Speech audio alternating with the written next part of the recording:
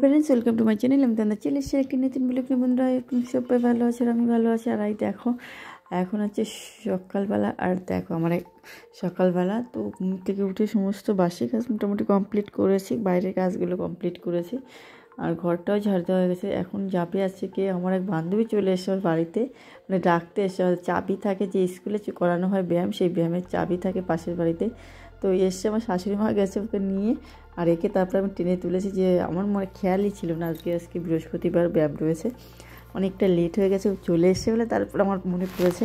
তো বন্ধুরা এই দেখো এই যে ঘরটা গুছানো হয়ে গেছে, আর ভাবছিলাম রান্না করব, কিন্তু রান্না কালকের ভাত রয়েছে, বড়বুকে ওটাই গরম করে দেবো বলেছিলাম রান্না করবো, বলছে কি জানি না তুমি যা করবে তাই। তো ভাবলাম ওই ভাতগুলো নষ্ট করব না, নষ্ট না করেই গরম করে দেবো। তো বন্ধুরা এই দেখো কমপ্লিট তো করলাম, কিন্তু এখনও মানে কালকে একটা জিনিস তোমাদেরকে শেয়ার করবো ভাবছি। কালকে মানে 25শে ডিসেম্বর গেছে, তো আমার আর খুব সমস্যা, মানে আমার বরের খুব চাহিদা, সেটা চাহিদার থেকে সবসময় আমাকে সেজে গুজে থাকতে হবে, যে কারণে আর আমার ওই জিনিসটা একদমই পছন্দ না। আমার সাজি না কেন, অবশ্যই সাজি, কিন্তু ও যেটা বলে সবসময় সেজে গুজে এই ড্রেসপত্র মানে অন্যরকম ড্রেসপত্র পরতে, আমার ওটা হয় না। তো তার জন্য ও খুব মানে ওই দেখো ওই পাশে জিনিসপত্র রয়েছে, কী কী কিনেছে ওর জন্যই গেছিলাম মেলায়। আমি একা গেছিলাম 6টার সময়, একা গেছি মেলায়, বড়বাবু যায়নি, রাগ করেই যায়নি।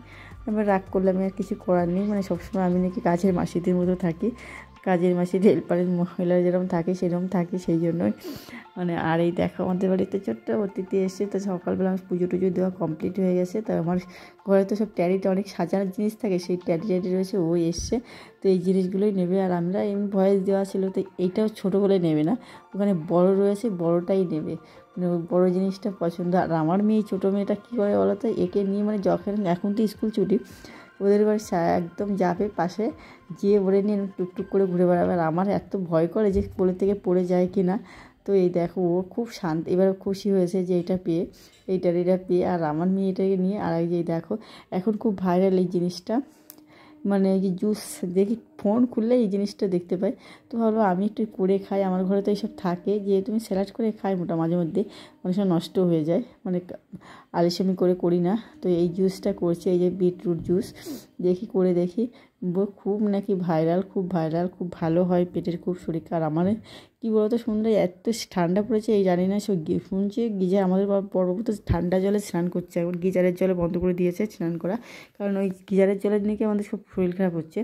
তো এই দেখো আমি খেয়ে নিলাম ভাইরাল জুসটা। আর এই যে এখন কালকে রান্না বললেন ডাল রান্না করেছিলাম, অনেক কিছু রান্না রয়েছে, এখন শুধু ভাত করে নিলাম। তা দেখি আর ভালো লাগছে না, সত্যি কথা বলতে আমার এত পরিমাণে গ্যাস হচ্ছে। আর কালকে রয়েছে মেয়ের একটা অনুষ্ঠান রয়েছে, মানে স্কুলে অ্যানুয়াল ফাংশন রয়েছে, তো সেইখানে